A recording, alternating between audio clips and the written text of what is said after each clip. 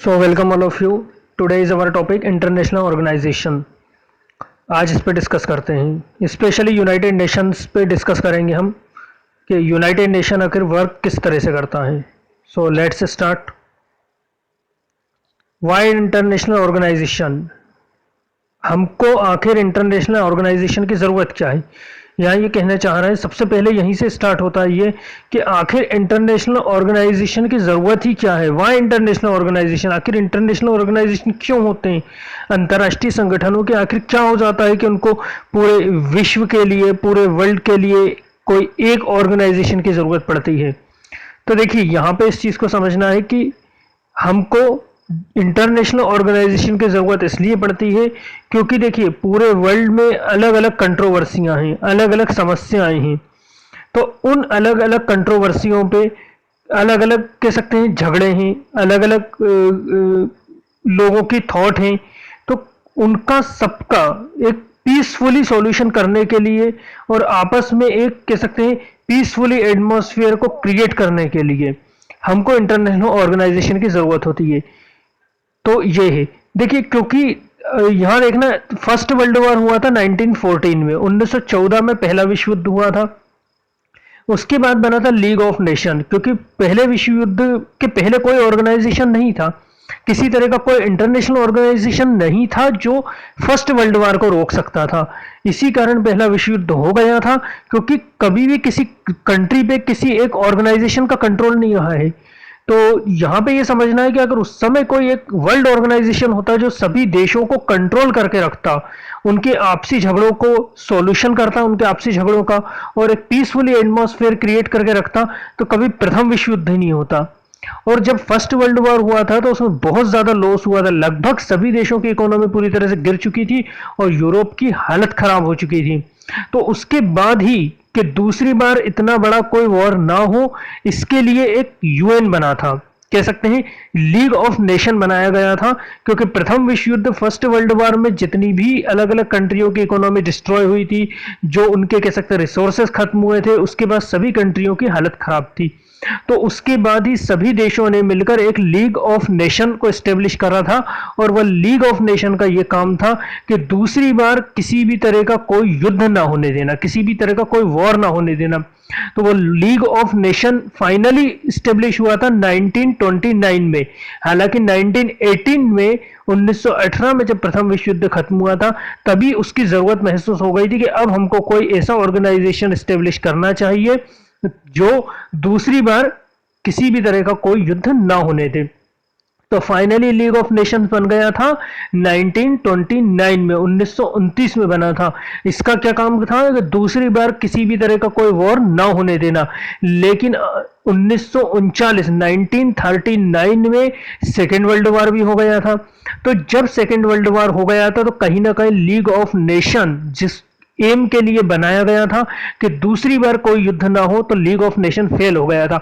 जैसे ही second world war start हुआ था, लीग ऑफ नेशन को फेल डिक्लेयर कर दिया था, क्योंकि लीग ऑफ नेशन अपने काम नहीं कर पाया था, अलग अलग कंट्रियों में पीसफुली एटमॉस्फेयर क्रिएट नहीं करवा पाए थे लीग ऑफ नेशन के मेंबर। तो उस लीग ऑफ नेशन को हटा दिया गया, और 1939 में जब सेकेंड वर्ल्ड वॉर शुरू हुआ था, तभी वर्ल्ड के अलग अलग लीडरों ने एक नया ऑर्गेनाइजेशन क्रिएट करने के लिए अपना मन बना लिया था, और उन्होंने ये कहा था कि जैसे ही ये सेकेंड वर्ल्ड वॉर खत्म होएगा, हम एक पीसफुली ऑर्गेनाइजेशन क्रिएट करेंगे जो दूसरी बार, यानी पहली बार तो विश्व युद्ध हो चुका है फर्स्ट वर्ल्ड वॉर, दूसरी बार भी शुरू हो गया था, लेकिन तीसरी बार किसी तरह का कोई वॉर नहीं होने देगा। तो इसी कारण एक इंटरनेशनल ऑर्गेनाइजेशन की जरूरत होती है, क्योंकि सभी कंट्रियों के आपस में बहुत सी कह सकते हैं कंट्रोवर्सियां होती है, बहुत से मैटरों पे आपस में दो कंट्रियां फाइट करती हैं। तो फाइट करें, लेकिन वो कह सकते हैं इंटरनेशनल ऑर्गेनाइजेशन क्या करते हैं, जैसे दोनों अपनी अपनी आर्मी से फाइट नहीं करेंगे, आप आपस में बैठे और अपने जो भी मैटर है उनको सॉर्ट आउट कर लें, ताकि किसी भी तरह से आपके झगड़ों के कारण ना तो वर्ल्ड लेवल पे कोई प्रॉब्लम क्रिएट हो, ना कोई दूसरी कंट्रियों को कोई परेशानी हो, और किसी तरह का कोई वॉर ना हो। तो आपस में एक कह सकते हैं पीसफुली एटमॉस्फेयर क्रिएट करना, एक लॉ एंड ऑर्डर बनाए रखना, और कोई भी कंट्री अगर अपनी ताकत का मिसयूज करती है तो यही इंटरनेशनल ऑर्गेनाइजेशन रहते हैं जो उनको पूरी तरह से कंट्रोल करके रखते हैं। आपने देखा होगा कि अक्सर नए नए वेपन्स बनते हैं पूरी दुनिया में। तो ये जो इंटरनेशनल ऑर्गेनाइजेशन रहते हैं, इनका ये भी काम होता है कि सभी कंट्रियों को उनके पूरे जो वेपन्स, जो नए वेपन्स हथियार डेवलप कर रहे हैं, उनको भी जांच करते हैं, उनकी भी इन्वेस्टिगेशन करते हैं। और अगर इस इंटरनेशनल ऑर्गेनाइजेशन को ऐसा लगता है कि अगर कोई कंट्री ज्यादा हथियार बना रही है या कोई बहुत ज्यादा उन्होंने बड़ा वेपन्स बना लिया है, तो उसको ये इंटरनेशनल ऑर्गेनाइजेशन डिस्ट्रॉय कर देते हैं या उस कंट्री पे पूरी तरह से प्रेशर डालते हैं कि आपको इतना बड़ा वेपन्स नहीं बनाया ना है और उसको खत्म कर दिया जाए। तो पूरी दुनिया में एक पीस स्टेब्लिश करने के लिए और सभी कंट्रियों के आपस में जो भी मसले हैं उनको पीसफुली सॉर्ट आउट करने के लिए इंटरनेशनल ऑर्गेनाइजेशन की जरूरत होती है। और ये अगर international organisation first world war के समय होते तो कभी भी फर्स्ट वर्ल्ड वॉर नहीं होता। सेकेंड वर्ल्ड वॉर के पहले इंटरनेशनल ऑर्गेनाइजेशन एस्टेब्लिश कर दिया गया था, लीग ऑफ नेशन, लेकिन वह फेल हो गया था। इसीलिए सेकेंड वर्ल्ड वॉर के बाद अलग अलग देशों के लीडरों ने यह डिमांड की कि अब की बार एक ऐसा ऑर्गेनाइजेशन क्रिएट किया जाए या एक ऐसा ऑर्गेनाइजेशन बनाया जाए जो किसी भी कंडीशन में तीसरा विश्व युद्ध तो ना होने दे, थर्ड वर्ल्ड वॉर ना होने दे। तो उसके बाद ही इसका एवोल्यूशन ऑफ यूएन हुआ था। इसको यूएनओ भी बोला जाता है या यूएन भी बोल देते हैं इन शॉर्ट में। यूनाइटेड नेशन ऑर्गेनाइजेशन ये सेकेंड वर्ल्ड वॉर के बाद स्टेब्लिश किया गया था और ये आज तक सक्सेसफुल रहा है, क्योंकि थर्ड वर्ल्ड वॉर बिल्कुल नहीं हुआ अभी तक 1945 के बाद से।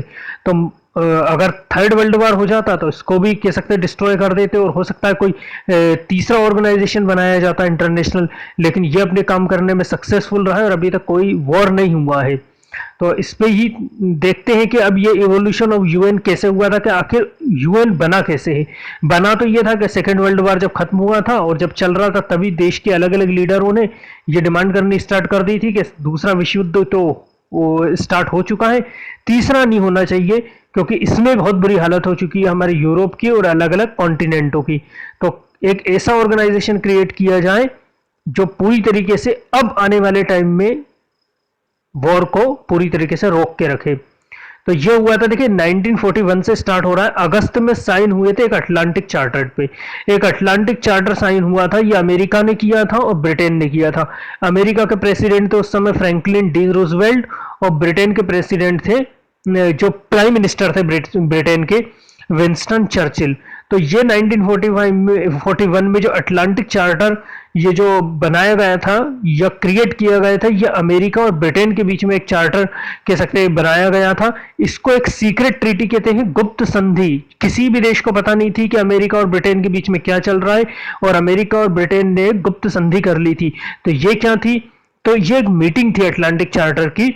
इस मीटिंग में यह कहा गया था कि देखिए दोनों ही देश मिलकर जर्मनी के अगेंस्ट फाइट करेंगे। ठीक है, दोनों अमेरिका और ब्रिटेन मिलकर जर्मनी के अगेंस्ट फाइट करेंगे। पूरी तरह से दोनों की कह सकते हैं मिलीजुली आर्मी जर्मनी के अगेंस्ट फाइट करेगी, क्योंकि मेन अगर जो सेकंड वर्ल्ड वॉर है ना वो जर्मनी ने ही स्टार्ट किया था। तो अमेरिका और ब्रिटेन ने ये ट्रीटी कर ली थी कि हम दोनों मिलकर जर्मनी के अगेंस्ट फाइट कर लेंगे। लेकिन इस फाइट के बाद में जब ये पूरी तरीके से युद्ध खत्म होगा, जब ये वॉर खत्म होगा, तब हम पूरी तरीके से अब की बार एक ऐसा एटमॉस्फेयर क्रिएट करेंगे जब पूरी दुनिया में एक पीस होगी, पूरे वर्ल्ड में एक पीस स्टेब्लिश करेंगे, जिसमें पूरे वर्ल्ड में कोई भी पर्सन कहीं भी आ जा सकेगा, उसको बिना किसी कह सकते रोक टोक के। पूरी तरह से नेविगेशन सिस्टम सबके लिए ओपन रहेगा। मतलब नेविगेशन सिस्टम का मतलब ये है कि समुद्र में आना जाना, कोई भी देश के लोग समुद्र में आना जाना भी कर पाएंगे, क्योंकि सेकेंड वर्ल्ड वॉर के समय सभी देशों ने जो आपस में फाइट कर रहे थे उन्होंने अलग अलग कंट्रियों के कह सकते हैं सी रूट भी ब्लॉक कर दिए थे। तो अमेरिका का कहना यह था कि जैसे ही हमारा वॉर खत्म होएगा, इसके बाद हम एक ऐसा एटमॉस्फेयर क्रिएट करेंगे जिसमें सभी को पूरे राइट्स दिए जाएंगे, एक पूरे वर्ल्ड में पीस होएगी, पूरे वर्ल्ड के लोग कहीं भी अदर कंट्रियों में आना जाना करेंगे और दूसरी बार ऐसा कोई बिजनेस नहीं होगा, ओनली वॉर नहीं होगा, ओनली सभी देशों में ट्रेड होगा। तो ये हुई थी ब्रिटेन और अमेरिका के बीच में ट्रीटी हुई थी, लेकिन ये एक सीक्रेट ट्रीटी थी जिसमें मेन ये था कि अभी तो हमको जर्मनी के अगेंस्ट अपनी आर्मी का यूज करना है। तो नेक्स्ट फिर क्या हुआ था, इन 1942 में जनवरी में 26th allied nation fighting against the axis power. देखिए सेकेंड वर्ल्ड वॉर में एक थी एक्सिस पावर और एक थी अलाइड पावर। ये अलाइड पावर कौन थी? ब्रिटेन, अमेरिका, रशिया, उस समय रशिया को सोवियत यूनियन भी कहा जाता था, फ्रांस, ये सब मिलकर एक तरफ फाइट कर रहे थे किसके अगेंस्ट, एक्सिस, और एक्सिस पावर में कौन थी, जर्मनी, जापान और इटली। तो जर्मनी, जापान, इटली के अगेंस्ट कौन मिलकर फाइट कर रहे थे, ब्रिटेन, अमेरिका, रशिया और फ्रांस। तो अलाइड पावर में थे ब्रिटेन, अमेरिका, रशिया और फ्रांस, और एक्सिस पावर में कौन थे, जर्मनी, जापान, इटली और उनके सपोर्टर के कंट्रियां। तो जितने भी अलाइड नेशन थे, ठीक है ना, उन्हीं लोगों ने ये कहा था कि हाँ, हम इस अटलांटिक चार्टर को एक्सेप्ट करते, ठीक है ना। ये अटलांटिक चार्टर सबसे पहले किसके बीच में साइन हुआ था, अमेरिका और ब्रिटेन के बीच में। तो जैसे जैसे अलग अलग नेशन जो उस समय ब्रिटेन और अमेरिका को सपोर्ट कर रहे थे, उनको इस चार्टर की शर्तें अच्छी लगती गई, उन्होंने इस चार्टर पे साइन करते गए। तो इसी की एक मीटिंग हुई थी वाशिंगटन डीसी में। ये अमेरिका की कैपिटल है वाशिंगटन डीसी। तो वहां पे इस अटलांटिक चार्टर से रिलेटेड एक मीटिंग हुई थी, जिसमें 26 अलाइड नेशन, जो 26 अलाइड नेशन थे, जो अमेरिका के सपोर्ट से कह सकते हैं एक्सिस पावर के अगेंस्ट लड़ रहे थे, यानी जर्मनी, जापान और इटली के अगेंस्ट फाइट कर रहे थे, उन्होंने इस अटलांटिक चार्टर पे साइन कर दिए, ये कहते हुए कि हाँ, हम भी यही चाहते हैं कि इस विश्व युद्ध के बाद या इस वर्ल्ड वार के बाद एक पूरे वर्ल्ड में शांति स्टेब्लिश होनी चाहिए, पीस स्टेब्लिश होनी चाहिए, और सभी कंट्रियों में आपस में ट्रेड होएगा और सभी कंट्रियों के मेंबर कहीं भी आ जा सकेंगे। इसके बाद में तो ये था अटलांटिक चार्टर। इसके बाद में 1943 के दिसंबर में तेहरान कॉन्फ्रेंस हुई थी। ये तेहरान कहलाती है ईरान की कैपिटल, ईरान की कैपिटल है तेहरान, यानी ईरान की राजधानी। वहां पे एक मीटिंग हुई थी जिसमें तीन कह सकते हैं पावरफुल कंट्रियां थी, जिसमें एक यूएस था, दूसरा ब्रिटेन था और थर्ड था सोवियत यूनियन। यूएस, ब्रिटेन और सोवियत यूनियन, इन्होंने तेहरान में एक मीटिंग की थी, और इस मीटिंग का मेन मकसद ये था कि फाइनली जर्मनी और जापान के अगेंस्ट, ठीक है ना, जर्मनी और जापान के अगेंस्ट हमको किस तरीके से अपनी आर्मी का यूज करना है, क्योंकि जर्मनी और जापान दोनों मिलकर फाइट कर रहे थे, और कहीं ना कहीं जर्मनी और जापान बहुत तेजी से आगे बढ़ते जा रहे थे सेकेंड वर्ल्ड वॉर में। स्टार्टिंग में जर्मनी और जापान कह सकते हैं बहुत हद तक जीत चुके थे। तो उसी से रिलेटेड तेहरान में कॉन्फ्रेंस हुई थी, जिसमें यूएस, ब्रिटेन और सोवियत यूनियन के लीडर आपस में मिले थे, और उन्होंने एक मीटिंग की थी कि अब हमको जर्मनी और जापान के अगेंस्ट किस तरह से अपनी आर्मी का यूज करना है।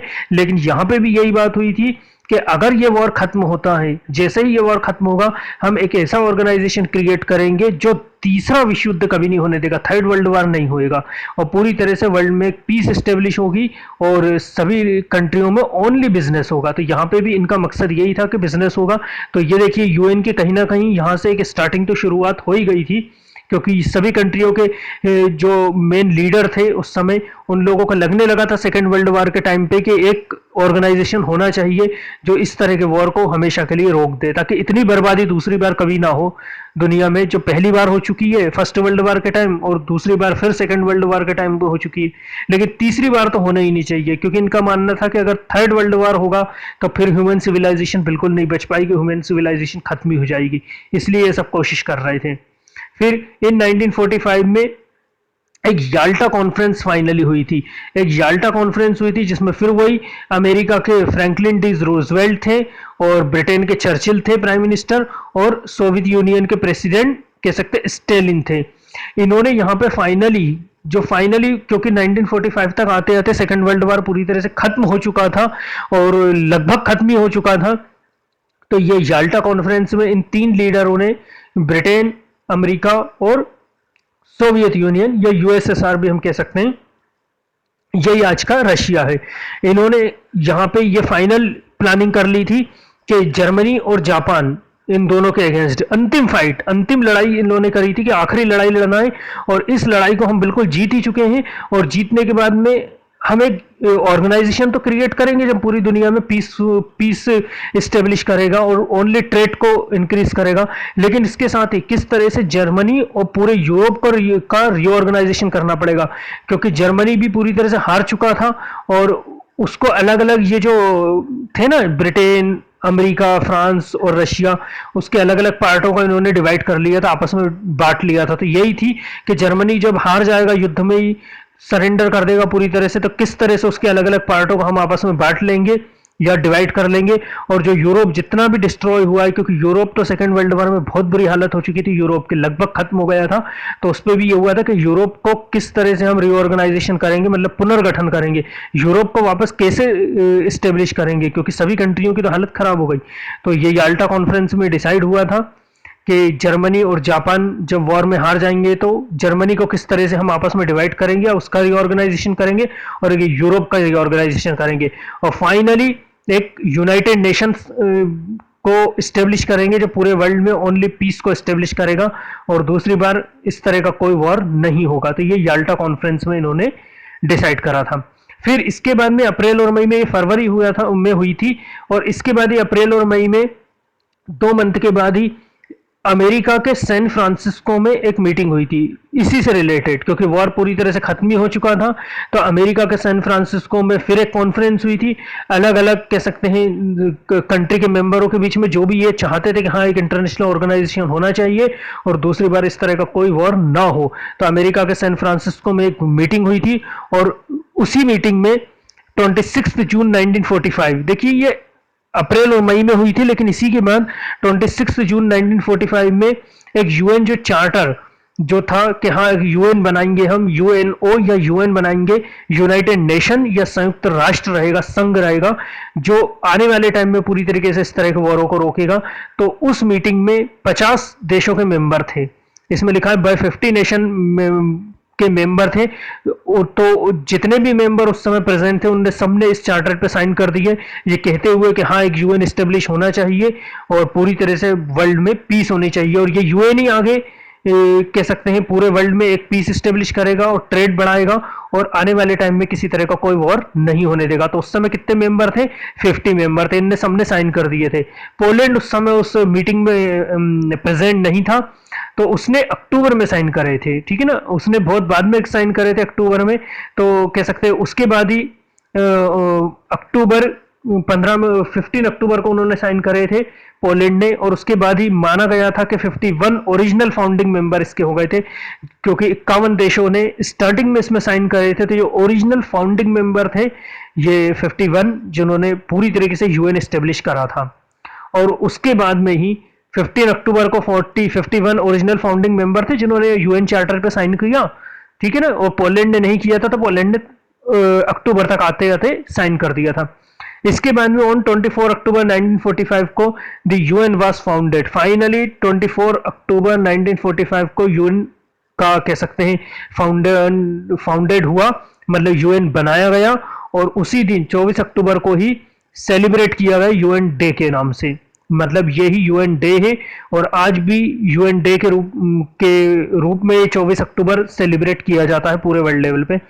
कि जन्म हुआ था उस दिन यूएन का, और एक ऐसा ऑर्गेनाइजेशन था जो आने वाले टाइम में किसी भी तरह के वॉर को रोक के रखेगा, और हालांकि अब तक सक्सेसफुल रहा ये 2020 तक। तो पूरी तरह से अब तक किसी तरह का इसने कोई बड़ा वॉर नहीं होने दिया। छोटे मोटे वॉर तो हो रहे हैं देखिए वर्ल्ड में अलग अलग जगह, लेकिन अब किसी तरह का कोई बहुत बड़ा वॉर नहीं होने दिया, और पूरे वर्ल्ड में कहीं ना कहीं इस ऑर्गेनाइजेशन ने बिल्कुल सक्सेसफुली पीस स्टेब्लिश करी है। और जो इनकी शर्त थी कि हाँ पूरे समुद्र जो सी बॉर्डर है सभी कंट्रियों के ओपन कर दी जाएगी, वहाँ पे सभी देशों के लोग आना जाना करेंगे और किसी को कोई रोक टोक नहीं होगी, सभी कंट्रियों के बीच में ट्रेड बढ़ाएंगे। तो पूरी तरह से यूएन ने अपने हर काम कहीं सक्सेसफुली करे हैं तब से लेकर अब तक। इसके बाद में ही यूएन तो स्टेब्लिश हो गया था, ठीक है। कब हुआ था यूएन स्टेब्लिश? 24 अक्टूबर को। तो फाइनली देखिए 24 अक्टूबर को यूएन स्टेब्लिश हुआ था, और 30 अक्टूबर 1945 को ओनली 6 डेज मतलब 4 से 5 दिन के बाद ही इंडिया ने भी यूएन की मेंबरशिप ले ली थी, ये कहते हुए कि हाँ हम भी यूएन को सपोर्ट करते हैं और हम बिल्कुल चाहते हैं कि यूएन सक्सेसफुली अपना काम करे और दूसरी बार किसी तरह का कोई वॉर ना हो, कोई बड़ा वॉर ना हो, ठीक है। क्योंकि छोटे मोटे वॉर तो इंडिया पाकिस्तान के बीच में बहुत से हुए, यहाँ बड़े वॉर की बात चल रही है कि जिसमें जैसे फर्स्ट वर्ल्ड वॉर में 37 कंट्रियां आपस में फाइट कर रहे थे, 37 देशों ने पार्टिसिपेशन किया था, और सेकेंड वर्ल्ड वॉर में माना जाता है 70 देश आपस में फाइट कर रहे थे, तो कितना लॉस हुआ था। तो तीसरा वर्ल्ड वॉर तो हुआ नहीं अब तक और ये सक्सेसफुल रहा है। कुछ छोटी मोटी लड़ाइयाँ तो दुनिया में आज भी चल रही हैं और वो तो चलती रहेंगी, हालांकि वो भी यूएन रोकने की कोशिश कर रहे हैं। जैसे जैसे यूएन आगे बढ़ रहा है अपने कह सकते हैं जो इनका एरिया है जो कह सकते हैं वो भी बढ़ता जा रहा है, मतलब अलग अलग कंट्रियां इनकी मेंबर बनती जा रही हैं। तो भारत ने तो पूरी तरह से यूएन को ज्वाइन कर लिया था 30 अक्टूबर 1945 और यूएन की सारी शर्त मान ली थी कि हाँ हम बिल्कुल सपोर्ट करते हैं यूएन को कि इस तरह का एक ऑर्गेनाइजेशन होना चाहिए। अब यूएन स्टेब्लिश हो गया। अब यहाँ पे हम देखेंगे कि perform of the UN after cold war, देखिए कोल्ड वॉर तक तो यूएन ने पूरी तरह से, ये यूएन ही था जिसने अमेरिका और रशिया के बीच कहीं ना कहीं कोल्ड वॉर के टाइम पे वॉर नहीं होने दिया, क्योंकि दोनों ही न्यूक्लियर पावर कंट्री थी, और अगर उस समय वॉर हो जाता तो शायद वही बात होती कि आज ह्यूमन सिविलाइजेशन नहीं होती, और अगर होती तो आज वैसी नहीं होती जैसे आज आप लोग देख रहे हैं। कोई मॉडर्नाइजेशन तो होता ही, बहुत बुरी कंडीशन में होते। तो ये यूएन था जिसने अमेरिका और यूएसएसआर को पूरी तरीके से, जो इनके बीच कोल्ड वॉर चला था कोल्ड वॉर के टाइम तक, तो उस समय तक पूरी तरह से इनको वॉर करने से रोका था। और कोल्ड वॉर के बाद इसका क्या था, देखिए कोल्ड वॉर जैसे कंप्लीट हुआ था, सोवियत यूनियन डिसॉल्व हो गया था, उसके बाद ये एक डिमांड उठी थी कि ये जो यूएन है ना, इसमें कुछ बदलाव की जरूरत है, क्योंकि समय समय पर देखिए टाइम बहुत हो गया था, 1945 में स्टेब्लिश हुआ था, तब से लेकर अब तक यूएन में किसी तरह के कोई चेंजेस नहीं आए थे। तो हर कंट्री अब ये चाह रही थी कि इसमें कुछ सुधार किए जाए, क्योंकि कुछ ना कुछ खामी तो जैसे हर संगठन में होती है कमी, तो इसमें भी उस समय कुछ कमियां थी। तो उनको कहा गया था कि इनमें कुछ रिफॉर्म्स आने चाहिए। एक तो ये था कि इसकी बनावट बनावट के मामले में ये था कि जो ये काम करता है तो कहीं ना कहीं लोगों का कहना था पूरी तरह से अमेरिका के सपोर्ट में काम करता है, इस पर भी अमेरिका का डोमिनेंस दिखता है, पूरी तरह से डोमिनेटेड है अमेरिका पे। तो ये बात कहीं ना कहीं बिल्कुल सही भी है। तो वो माना गया था कि इस पे जो अमेरिका जैसे पूरे वर्ल्ड में अपना कह सकते हैं इन्फ्लुएंस बढ़ा रहा है, तो यूएन में भी अमेरिका का इन्फ्लुएंस बहुत ज्यादा है, और माना जाता है कि सारे मेजर डिसीजन तो यूएन के नहीं अमेरिका के हाथ में होते हैं। और अमेरिका यूएन को जैसे अदर कंट्री है यूएन के सारी कह सकते हैं रूल्स रेगुलेशन को मानते हैं, लेकिन अमेरिका कहीं ना कहीं नहीं मानता। तो दूसरी कंट्रियों को ये शिकायत थी कि एक तो इसका पूरी तरीके से इसको इसकी जो प्रोसेस है उसको सुधारा जाए। दूसरी बात, इसमें जो परमानेंट जो मेंबर हैं, परमानेंट मेंबर इसमें सिर्फ 5 ही थे, और जो आज भी है जैसे Britain, America, Russia, China, France, यही परमानेंट मेंबर है, और मेन कहीं ना कहीं पावर परमानेंट मेंबरों के पास है। तो दूसरी कंट्री के लोग ये चाहते थे कि जो भी ये यूएन डिसीजन लेता है अपने, उसका पूरी तरह से एक देखना चाहिए कि यूएन भी कहीं ना कहीं सही डिसीजन ले रहा है कि नहीं, कहीं ऐसा तो नहीं यूएन भी पूरी तरह से अमेरिका के प्रभाव में आके कोई भी डिसीजन ले लेता है। और दूसरी बात यह है कि इसकी जो सिक्योरिटी काउंसिल है, जिसमें मेन परमानेंट मेंबर 5 ही हैं, अमेरिका, ब्रिटेन, फ्रांस, चीन और रूस, तो इनकी जगह और भी परमानेंट मेंबर बढ़ना चाहिए, क्योंकि मेन परमानेंट मेंबर जो होंगे, मेन तो डिसीजन उनके हाथ में रहेगा। तो जब परमानेंट मेंबर और ज्यादा होंगे तो बहुत सारे परमानेंट मेंबर मिलकर किसी एक मैटर पे डिस्कस करेंगे। सिर्फ ये 5 मेंबर ही क्यों होते थे? अलग अलग कंट्रियों की ये डिमांड थी कि परमानेंट मेंबर बढ़ाए जाएं, यूएन पे जो कहीं ना कहीं यूएस का जो इन्फ्लुएंस है उसको भी खत्म किया जाए, और जब परमानेंट मेंबर बढ़ेंगे और कुछ जो परमानेंट मेंबर नहीं है उनको भी बढ़ा दिया जाए, तो जब ज्यादा से ज्यादा देश इस यूएन से जुड़ जाएंगे, हालांकि यूएन से बहुत से देश आज के टाइम पे भी 193 कंट्रियां हैं, लेकिन यहाँ पे परमानेंट मेंबर की बात चल रही है, ठीक है ना। परमानेंट मेंबर बढ़ाए, क्योंकि मेन पावर परमानेंट मेंबरों के हाथ में होती है, तो पूरी तरीके से इसका एडमिनिस्ट्रेशन में सुधार आएगा। कुछ कंट्रियां ये चाहती थी कि यूएन जो है सिर्फ सिक्योरिटी और पीस से रिलेटेड मैटर ही देखे, कि कहीं भी किसी तरह के कह सकते हैं सिक्योरिटी से समझौता ना करे और पीस स्टेब्लिश करे, जबकि कुछ कंट्रियां ये चाहती थी कि नहीं, सिक्योरिटी भी देखे, पीस भी देखे पूरे वर्ल्ड लेवल पे, लेकिन लोगों की हेल्थ भी इनको देखना है, क्योंकि पूरे वर्ल्ड में जो लोगों की हेल्थ सही नहीं है, लोगों को एजुकेशन नहीं मिल रही है, एनवायरमेंट हमारा खराब हो रहा है, पॉपुलेशन कंट्रोल नहीं है, ह्यूमन राइट्स का वायलेशन होता है, लोगों को मारा जाता है, पीटा जाता है, तो इन सब पे भी यूएन का ध्यान आना चाहिए। जबकि कुछ लोग कंट्री कहते थे सिर्फ सिक्योरिटी और पीस से रिलेटेड मैटर ही देखना चाहिए और बस वॉर ना होने दे, यूएन का ये काम होना चाहिए। जबकि लोग बोलते थे नहीं, वॉर तो रोकना ही है, इसके अलावा लोगों की हेल्थ भी सही होनी चाहिए वर्ल्ड लेवल पे, और लोगों को एजुकेशन भी प्रॉपर मिले, एनवायरनमेंट भी हमारा सही रहे, हमारी अर्थ का, पॉपुलेशन पूरे वर्ल्ड के कंट्रोल भी होना चाहिए, ह्यूमन राइट्स का भी वायलेशन ना हो, कि अगर किसी कंट्री में किसी जगह पे उन्हीं की गवर्नमेंट किसी जगह ह्यूमन राइट्स का वायलेशन कर रही है, लोगों को मारा जा रहा है, पीटा जा रहा है, तो उस पर भी यूएन को कहीं ना कहीं इंटरफेयर करना चाहिए। तो इस तरह से कोल्ड वॉर के बाद इसमें रिफॉर्म्स की जरूरत लगी थी, तो ये कुछ रिफॉर्म्स थे इस तरह से। इसके बाद में एक हुआ था reforms of structure and process. दूसरा ये था कि ये भी डिमांड आई थी कि इसके एक तो स्ट्रक्चर जो है और जो प्रोसेस है इसकी, इसको भी सुधारा जाए। स्ट्रक्चर मतलब ढांचे में सुधार करना, कैसे? तो ये सबसे बड़ी प्रॉब्लम आ गई थी कि यूएन में रिफॉर्म्स तो लाना है, लेकिन सबसे बड़ी प्रॉब्लम ये थी, सब कहते थे कि रिफॉर्म्स लाना है, सुधार करना है, लेकिन सबसे बड़ी प्रॉब्लम ये थी कि कैसे सुधार करना है, आखिर क्या करें जिसमें रिफॉर्म्स आ जाए। इसी के लिए 1992 में एक यूएन की जो सिक्योरिटी काउंसिल है उसने एक प्रपोजल पास किया था, जिसमें 3 शिकायतों का 3 कंप्लेंट का जिक्र था। यूएन की सिक्योरिटी काउंसिल में, क्योंकि 1992 में इन्हीं सब चीज़ों का कैसे किया जाए, क्या किया जाए इसमें रिफॉर्म्स, तो इसके लिए यूएन की सिक्योरिटी काउंसिल ने एक प्रपोजल कह सकते पास करा था, जिसमें 3 कंप्लेंट की आई थी, ठीक है ना। एक तो ये थी कि जो सिक्योरिटी काउंसिल है उसमें पूरी तरीके से कह सकते हैं अलग अलग कंट्रियों को मेंबरशिप मिलनी चाहिए, ओनली 5 कंट्री नहीं होना चाहिए, 5 के अलावा 6, 7, 8, ताकि तो ज़्यादा से ज़्यादा कंट्रियों का इनमें इन्वॉल्वमेंट हो जाए। तो जब ज़्यादा से ज़्यादा कंट्रियाँ सिक्योरिटी काउंसिल से जुड़ेंगी तो मेजर डिसीजन ज़्यादा लोगों के पास हाथ में आ जाएगा, और जब मेजर डिसीजन ज़्यादा कंट्रियों के हाथ में आ जाएगा तो डिसीजन भी ज़्यादा से ज़्यादा अच्छा रहेगा, सिर्फ इस पर यूएस का प्रभाव नहीं होना चाहिए। दूसरी बात ये थी कि जितने भी यूएन के डिसीजन कहीं ना कहीं होते हैं वो सिर्फ वेस्टर्न कंट्रियों के इंटरेस्ट में लिए जाते हैं, ये भी कंप्लेंट थी।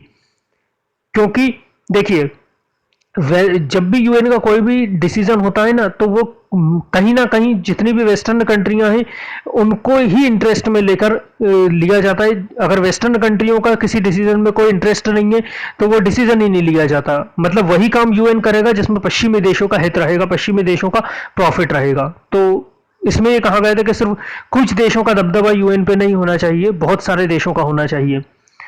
दूसरी बात यह है कि अलग अलग कंट्रियों के बराबर इसमें पूरी तरीके से मेंबरशिप मिलनी चाहिए, ये भी था।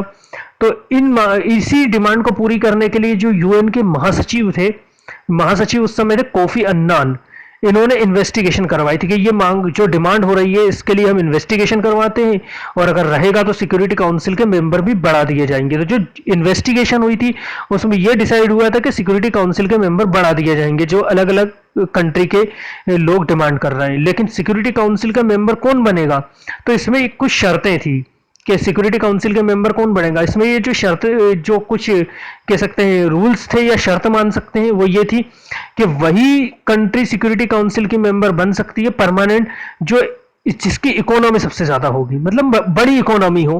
हालांकि सबसे बड़ी इकोनॉमी तो अमेरिका की है, लेकिन हाँ बड़ी इकोनॉमी होनी चाहिए, ज्यादा से ज्यादा मतलब ग्रो करती हुई इकोनॉमी हो। दूसरी बात उसकी आर्मी पावर भी ज्यादा हो, आर्मी भी बहुत बड़ी होनी चाहिए। तीसरी बात यह था कि यूएन के जो बजट बनता है तो बजट में हर कंट्री अपना अपना कंट्रीब्यूशन करती है, हर कंट्री जो भी यूएन के मेंबर होते हैं वो यूएन को आगे बढ़ाने के लिए और वर्ल्ड में पीस स्टेब्लिश करने के लिए पैसा देते हैं। तो उसमें यह था कि पैसा भी ज्यादा से ज्यादा देने वाली कंट्री होनी चाहिए, ऐसा नहीं कि कोई भी कंट्री ये कह के पीछे हट जाएगी कि हम इसमें कंट्रीब्यूट नहीं करेंगे। तो ज्यादा से ज्यादा पैसा भी देना पड़ेगा अगर आपको परमानेंट मेंबर बनना है तो। फिर यह था कि आपकी कंट्री की पॉपुलेशन भी ज्यादा होनी चाहिए। एक ये था कि डेमोक्रेसी और ह्यूमन राइट्स का आपको सम्मान करना चाहिए, रिस्पेक्ट करना चाहिए। वही कंट्री सिक्योरिटी काउंसिल की परमानेंट मेंबर बन सकती है जो कि डेमोक्रेटिक को एक्सेप्ट करेगी, ठीक है ना। क्योंकि अमेरिका तो कहीं ना कहीं डेमोक्रेसी को पूरे वर्ल्ड में फैलाना चाहता ही है। तो यहाँ पे ये भी था कि डेमोक्रेसी और ह्यूमन राइट्स मतलब मानव अधिकार का आपको सम्मान करना पड़ेगा, कोई भी किसी पे जोर जबरदस्ती से कोई काम नहीं करवाएगा और कहीं भी ह्यूमन राइट्स का वायलेशन नहीं होगा, जबरदस्ती मारपीट नहीं होगी। तो अगर जो भी देश इन सब शर्तों को पूरा करता हो वो सिक्योरिटी काउंसिल का मेंबर बन सकता है। लेकिन उसमें भी कुछ अलग था कि बाकी के जो अगर सिक्योरिटी काउंसिल का इसमें यह था कि सिक्योरिटी काउंसिल का मेंबर बन कौन सकता है, क्योंकि ये शर्तें तो बहुत से देश पूरी कर देंगे, लेकिन मेन ये था ना कि बनेगा कौन। दूसरी बात यह है कि वर्ल्ड में अलग अलग एथनिसिटी के लोग रहते हैं, तो हर तरह के एथनिसिटी के लोगों का सम्मान करना, उनके धर्म का सम्मान करना, उनके मजहब का सम्मान करना, उनकी भाषा, उनके लैंग्वेज, उनके कल्चर की रिस्पेक्ट अगर जो कंट्री करेगी वही सिक्योरिटी काउंसिल की मेन मेंबर रहेगी। इनके कुछ कह सकते शर्तें थी इसमें। तो जो भी कंट्री इन शर्तों को पूरी करेगी वो सिक्योरिटी काउंसिल की मेंबर बनेगी। लेकिन वही था कि ये शर्तों को तो बहुत सी कंट्रियां पूरी कर देंगी तो मेन मेंबर बनेगा कौन, फिर हर किसी को तो मेंबर नहीं बनाएंगे। तो इसमें भी एक कंट्रोवर्सी थी जिसमें मैं आगे बताता हूं आपको क्या है। अभी नेक्स्ट देख लेते हैं, ज्यूरिडिक्शन ऑफ द यूएन। देखिए ये भी था कि ज्यूरिडिक्शन ऑफ यूएन का मतलब था कि यूएन का न्याय अधिकार। इसमें क्या था, देखिए 2005 में यूएन को बने हुए 60 साल पूरे हो चुके थे, 60 ईयर पूरे हो चुके थे। इस समय इसके 60 ईयर कंप्लीट होने के लिए एक सेलिब्रेट करने के लिए एक मीटिंग हुई थी, तो जिसमें ज्यादा से ज्यादा कंट्रियों के मेंबर वहां पे आए थे, ठीक है ना। यूएन को बने हुए 60 ईयर्स पूरे हो चुके थे, तो इसकी एक सेलिब्रेशन पार्टी थी जिसमें बहुत सारे मीटिंग हुई थी, जिसमें बहुत सारे लीडर थे। तो उसी मीटिंग में इन सारे लीडरों ने, बहुत से, अमेरिका था, ब्रिटेन था, रशिया था, पोलैंड था, फ्रांस था, इन सारे लीडरों ने मिलकर एक इसको और ज्यादा इंपॉर्टेंट बनाने के लिए कुछ डिसीजन लिए थे कि हमको यूएन को और ज्यादा आगे बढ़ाना है। तो वो क्या थे, एक ये था कि पीस कमीशन का स्टेब्लिश करना है, यूएन के लिए एक पीस कमीशन स्टेब्लिश करना है। अब ये पीस कमीशन क्या था, पीस कमीशन ये था कि देखिए दुनिया वर्ल्ड में बहुत सारे झगड़े हैं अलग अलग कंट्रियों के बीच में, तो पीस कमीशन स्टेब्लिश करने का मतलब ये था कि पूरे वर्ल्ड में पीस होनी चाहिए, शांति होनी चाहिए। लेकिन यहाँ पे ये दिक्कत प्रॉब्लम आ गई थी कि पीस कमीशन स्टेब्लिश तो कर देंगे लेकिन वर्ल्ड में बहुत सारे झगड़े हैं। उसमें यह था कि यूएन किस तरह के कंट्रोवर्सी में इंटरफेयर कर सकता है और किस तरह की कंट्रोवर्सी में इंटरफेयर नहीं कर सकता, क्योंकि वर्ल्ड में अगर हर तरह के देशों के झगड़ों के बीच में छोटे से लेकर बड़े तक अगर यूएन इंटरफेयर करने लगा तो काम कैसे चलेगा, वो तो हो ही नहीं सकता ना। फिर तो सिर्फ झगड़ों में यूएन भी झगड़ों में फंस के रह जाएगा, दूसरे तो वो मैटर देख ही नहीं सकता। तो इसमें यह था कि एक पीस कमीशन स्टेब्लिश तो हो जाएगा लेकिन यह डिसाइड करना पड़ेगा कि यूएन को किस तरह के झगड़ों में इंटरफेयर नहीं करना है और किस तरह के झगड़ों में इंटरफेयर करना है।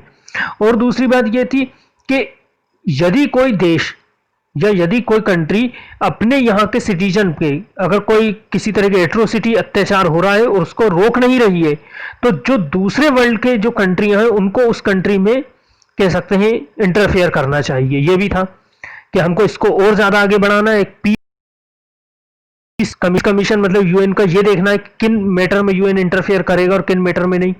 दूसरा ये था कि यदि कोई देश अपने नागरिकों को कह सकते हैं फैसिलिटी प्रोवाइड करने में या उन पे कोई ह्यूमन राइट्स का वायलेशन हो रहा है, उसको बचा नहीं रहा है, रोक नहीं रहा है, तो दूसरे देश के लोगों को उनकी जिम्मेदारी लेनी पड़ेगी कि हम उस कंट्री में इंटरफेयर करेंगे और वहां के लोगों को राइट्स दिलवाएंगे। एक था ह्यूमन राइट्स काउंसिल को इस्टेब्लिश करना, हालांकि ह्यूमन राइट्स काउंसिल 2006 में इस्टेब्लिश भी हो गई थी। इसका काम यह था कि पूरे वर्ल्ड में कहीं भी ह्यूमन राइट्स का वायलेशन नहीं होगा, चाहे वो कोई भी कंट्री है। जबरदस्ती किसी से कोई काम नहीं करवाया जाएगा और किसी भी तरह से लोगों को मारा नहीं जाएगा, पीटा नहीं जाएगा इस तरह से। तो अगर ऐसा होता है तो यूएन उस कंट्री में इंटरफेयर कर सकता है। तो ये भी था कि ह्यूमन राइट्स का वायलेशन नहीं होने देना। लेकिन बात यहाँ पे ये आ गई थी इसमें कि ह्यूमन राइट्स हैं क्या, आखिर मानव के अधिकार क्या हैं और ये कौन डिसाइड करेगा कि वो अधिकार है क्या, और आखिर वो अधिकार डिसाइड कौन करेगा कि राइट्स तो है ह्यूमन राइट्स, लेकिन ह्यूमन राइट्स कौन से ह्यूमन राइट्स है, यहाँ ये कंट्रोवर्सी आ गई थी। और अगर ऐसा होता है कि ह्यूमन राइट्स का वायलेशन होता है तो फिर यूएन जिस कंट्री में ह्यूमन राइट्स का वायलेशन होगा उस पर क्या कह सकते हैं आगे की कह सकते हैं लीगली एक्शन लेगा यूएन, क्योंकि बहुत सी कंट्रियां ऐसी हैं जिनमें आज भी ह्यूमन राइट्स का वायलेशन हो रहा है। पाकिस्तान, अफगानिस्तान और सूडान, जहाँ पे ज़बरदस्ती सीरिया लोगों को मारा जाता है, लोगों से काम करवाया जाता है, लोगों को कह सकते हैं जेलों में रखा जाता है। तो आज भी ह्यूमन राइट्स का तो वायलेशन हो रहा था। यूएन क्या कर रहा है और अगर होएगा तो करेगा क्या, और ये था। तो इस पे यूएन में भी आपस में कह सकते हैं इसका यहाँ ये समझना है कि यूएन में भी बहुत से मैटरों में खुद कुछ डिसीजन नहीं ले पा रहे थे कि आखिर काम तो करना है लेकिन करना कैसे, बस इसको इंपॉर्टेंस बनाने के लिए कुछ डिसीजन लिए गए थे। तो सबसे बड़ा जो इनका डिसीजन था इस मीटिंग में ये था कि डेमोक्रेसी को बढ़ाने के लिए सभी देश पैसे का इस्तेमाल करेंगे, मतलब फंड देंगे। तो यहाँ पे इस बात पे भी अलग अलग कंट्रियों ने एक कंट्रोवर्सी कर दी थी क्योंकि यूएन के बहुत मेंबर थे। अब यूएन ने यहाँ पे डिसाइड करा कि डेमोक्रेसी को बढ़ाने के लिए हम पैसे का यूज करेंगे। तो यहाँ पे ये कंट्रोवर्सी हो गई क्योंकि देखिए परमानेंट मेंबर में रशिया भी है और रशिया खुद एक कम्युनिस्ट कंट्री है, चीन भी है, चीन खुद एक कम्युनिस्ट कंट्री है।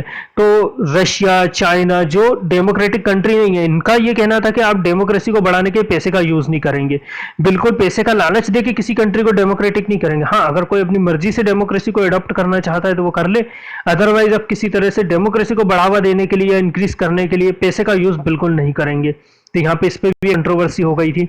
तो ये अलग अलग मैटर पे खुद ही डिसीजन नहीं ले पा रहे थे। तो ये ज्यूरिडिक्शन था कि आखिर न्याय कैसे होगा, न्याय मिलेगा कैसे। तो इस पे ही एक कह सकते हैं मीटिंग हुई थी वहां और इस पे डिसीजन, फाइनल डिसीजन लिया भी गया था। लेकिन आज तक कह सकते हैं इन सब मैटरों पे यूएन में खुद कंट्रोवर्सी चलती है कि इन सबको सॉर्ट आउट कैसे किया जाएगा।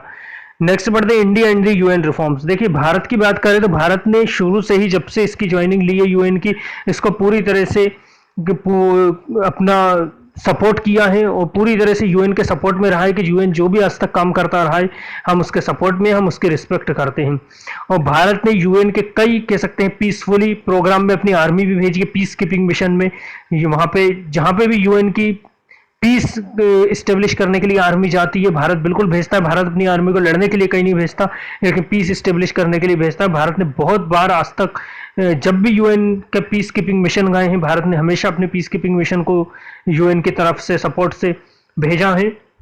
और ज़्यादा से ज़्यादा भारत यही चाहता है कि यूएन बढ़े, और इसमें सबसे पहला भारत ये चाह रहा है कि डेवलपमेंट होना चाहिए। सबसे पहला एजेंडा जो यूएन का होता है वो डेवलपमेंट होना चाहिए, क्योंकि पूरे वर्ल्ड में डेवलपमेंट होगा, एजुकेशन बढ़ेगी, तब तो लोगों को समझ आएगी कि ह्यूमन राइट्स क्या होते हैं। तो इंडिया का यही कहना है कि पहले आप एजुकेशन को बढ़ाएं, डेवलपमेंट बढ़ाएं, क्योंकि बहुत सी कंट्री ऐसी है जो आज डेवलप नहीं है। इंडिया खुद डेवलप नहीं कह सकते हैं हम, डेवलप कर रहा है इंडिया। और इंडिया भी यही कह रहा है कि सिक्योरिटी काउंसिल के मेंबर बिल्कुल बढ़ना चाहिए, सिर्फ ओनली 5 कंट्री का इसमें इन्फ्लुएंस नहीं होना चाहिए। तो ये भारत सबसे मेन कहता है कि ये बहुत इंपॉर्टेंट है कि सिक्योरिटी काउंसिल के मेंबर बढ़ाए जाएं, और भारत खुद बहुत सालों से ये कोशिश कर रहा है कि सिक्योरिटी काउंसिल की उसको मेंबरशिप मिल जाए, क्योंकि इनकी जो शर्तें थी वो भारत पूरी पूरी कर रहा है। भारत ने हमेशा यूएन के बजट में ज़्यादा से ज़्यादा कंट्रीब्यूट भी किया है और करता भी है। भारत डेमोक्रेसी को बिल्कुल फॉलो भी करता है, डेमोक्रेसी का रिस्पेक्ट भी करता है, ह्यूमन राइट्स की भी भारत, हमारा इंडिया बिल्कुल रिस्पेक्ट कर रहा है। हमारी आर्मी भी दूसरी सबसे बड़ी आर्मी कहला रही है। और एक ये था इनका कि इकोनॉमी हो, तो भारत भी दुनिया की बढ़ती हुई इकोनॉमी है, तो भारत इनकी सारी शर्तों को पूरा कर रहा है। इसलिए इंडिया चाहता है कि यूएन की परमानेंट सीट हमको मिल जाए, कहीं ना कहीं परमानेंट सीट हमको मिल जाएगी तो भारत भी मेजर डिसीजन ले सकेगा। लेकिन देखिए यहाँ पे ये प्रॉब्लम आ गई कि इंडिया को लेकर कई कंट्रियां तो रेडी हैं कि हाँ इंडिया को परमानेंट मेंबरशिप दे दी जाए, लेकिन जैसे जानते हैं कि पाकिस्तान और चीन तो बिल्कुल नहीं चाहते कि यूएन को परमानेंट मेंबरशिप दे दी जाए। इसके अलावा कुछ देशों का ये भी कहना है कि भारत तो खुद न्यूक्लियर वेपन्स बना रहा है, जबकि यूएन के दूसरे मेंबर तो न्यूक्लियर वेपन्स भी नहीं बना रहे, तो जो नहीं बना रहा उनको परमानेंट मेंबरशिप देनी चाहिए। क्योंकि आपको याद होगा मैंने कोल्ड वॉर वाले वीडियो में बताया था कि ओनली 5 कंट्रियों को न्यूक्लियर वेपन्स बनाने की परमिशन है, अमेरिका, ब्रिटेन, फ्रांस, रूस और चाइना। और इसके लिए एक नॉन प्रोलिफरेशन ट्रीटी भी हुई थी जिस पर सभी कंट्रियों ने साइन कर दिए थे, लेकिन इंडिया ने नहीं करे थे। इसी कारण इंडिया को कहीं ना कहीं दूसरी कंट्री के लोग कहते हैं कि भारत तो खुद एक न्यूक्लियर पावर कंट्री बनता जा रहा है, नए नए वेपन्स बना रहा है, तो क्या उसको मेंबरशिप देनी चाहिए? ऐसे देश को तो मेंबरशिप ही नहीं देनी चाहिए, क्योंकि भारत ने तो अभी तक उस ट्रीटी पे साइन नहीं करे। कुछ कंट्रियों का ये कहना है कि ठीक है वेपन्स वगैरह बना रहे हैं वो ठीक है, लेकिन इसके अलावा अगर भारत को उसकी परमानेंट मेंबरशिप दे दी जाए तो ब्राजील को भी देनी चाहिए, जर्मनी, जापान और साउथ अफ्रीका को भी देनी चाहिए, क्योंकि इनकी भी इकोनॉमी इंडिया के जैसे ही बढ़ती जा रही है और ये भी कहीं ना कहीं आर्मी और दूसरे सारी शर्तों को पूरा कर रहा है। तो इनको भी दो, अगर इंडिया को दोगे तो ब्राजील को दो, फिर जर्मनी, जापान, साउथ अफ्रीका को भी देनी पड़ेगी। तो इस तरह की कंट्रोवर्सी है। और कुछ कंट्रियां ये कहती हैं कि देखिए कि जो अफ्रीका और साउथ अमेरिका के दो देश हैं वो अभी तक यूएन में है ही नहीं, उनको परमानेंट मेंबरशिप है ही नहीं, क्योंकि अगर अमेरिका को देखा जाए तो नॉर्थ अमेरिका का पूरा कह सकते हैं रिप्रेजेंटेशन करता है अमेरिका, और हमारे एशिया कॉन्टिनेंट में तो खुद रशिया और चाइना आ रहे हैं, तो कहते हैं कि एशिया कॉन्टिनेंट से रशिया और चाइना आ गए, अब दूसरे की तो ज़रूरत ही नहीं है। और यूरोप कॉन्टिनेंट से फ्रांस और ब्रिटेन आ चुके हैं, तो लगभग 3 कॉन्टिनेंट तो कवर कर ही लिए हैं। तो क्यों ना अगर कोई नया मेंबर ऐड किया जाए तो इसमें अफ्रीका और साउथ अमेरिका से किया जाए, तो भारत को क्यों लें? तो ये अलग अलग देशों का अपने अलग अलग एडवाइस है। तो अभी तो बहुत मुश्किल है कि इसमें कोई परमानेंट मेंबर कोई बनता है, क्योंकि खुद अपने ही मैटरों में ये उलझे हुए हैं यूएन के मेंबर और यूएन। तो हालांकि इंडिया लगातार कोशिश कर रहा है कि यूएन का परमानेंट मेंबर बन जाए, लेकिन देखिए कब पॉसिबल होगा ये अब कुछ कह नहीं सकते, क्योंकि यहाँ तो बहुत बड़ी कंट्रोवर्सी हो रही है, परमानेंट मेंबर बनेगा कौन और कौन नहीं बनेगा। अब देखते हैं यूएन इन ए यूनिपोलर वर्ल्ड, यही थी परमानेंट मेंबर की जो मैं आपको बोला था, मैं आगे बताऊंगा कि परमानेंट मेंबर बनने के लिए बहुत मुश्किल है, कि अभी हाल में तो कोई परमानेंट मेंबर नहीं बनेगा। अब देखते थे यूएन इन ए यूनिपोलर वर्ल्ड। देखिए यहाँ पे ये चीज समझना है ये क्या है, तो इसमें ये मानना है कि यूएन के जितने भी कहीं ना कहीं जो डिसीजन लिए जाते हैं वो पूरी तरह से यूएस का उस पर इन्फ्लुएंस होता है, और यूएस पूरे विश्व में पूरे वर्ल्ड में सबसे पावरफुल भी है। जैसे ही सोवियत यूनियन का डिसोल्यूशन हुआ था उसके बाद में पूरे वर्ल्ड में एक तो कह सकते हैं मैसेज गया था कि अब यूएस ही सुपर पावर है, और आज भी है, और ना उसका कोई कॉम्पिटिटर है। तो पूरे यूएन जो संयुक्त राष्ट्र संघ जिसको बोला जाता है उस पर कहीं ना कहीं यूएस मनमानी करता है। ये भी कंट्री सभी कंट्रियां जानती हैं, सभी कंट्रियां यूएन की रिस्पेक्ट करती हैं, उनके जितने भी लॉ एंड ऑर्डर रहती है उनको मानती है, लेकिन यूएस कहीं ना कहीं उनके लॉ एंड ऑर्डर को रिस्पेक्ट तो करता है, लेकिन जब चाहे वो तोड़ भी सकता है क्योंकि वो सबसे पावरफुल है। और तो दूसरी कंट्रियां जो वर्ल्ड की हैं वही चाहती हैं कि अगर यूएन में कुछ रिफॉर्म्स आएंगे, कुछ नए परमानेंट मेंबर आएंगे, तो यूएस की कुछ ताकत पे कमी आएगी और ये सब मेंबर कंट्रियां मिलकर यूएस पे कहीं ना कहीं कंट्रोल कर पाएंगी। क्योंकि लेकिन इतना आसान नहीं है यहाँ पे ये समझना कि अगर कोई और मेंबर भी आ जाते हैं तो यूएस की ताकत पे, यूएस की पावर पे कंट्रोल करना, क्योंकि यहाँ ये समझना है कि यूएस के पास सबसे बड़ी पावरफुल और एडवांस आर्मी है और उसकी इकोनॉमी भी सबसे पावरफुल है। तो यूएस अगर इस तरह के कई ऑर्गेनाइजेशनों को बना भी सकता है और बिगाड़ भी सकता है, तो यूएस तो इस ऑर्गेनाइजेशन को बात माने या ना माने ये उस पर डिपेंड करता है। दूसरा ये है कि यूएस खुद इस ऑर्गेनाइजेशन को सबसे ज्यादा फंड देता है, पैसा देता है। तो जब सबसे ज्यादा यूएन को यूएस पैसा दे रहा है तो कहीं ना कहीं यूएस की बात को बिल्कुल माना जाएगा। और यह है कि यूएन का खुद का जो हेडक्वार्टर है वो अमेरिका में है और अमेरिका के ही कई सिटीजन यूएन के मेंबर हैं जो वहां के मेन कह सकते हैं मेजर डिसीजन लिया करते हैं।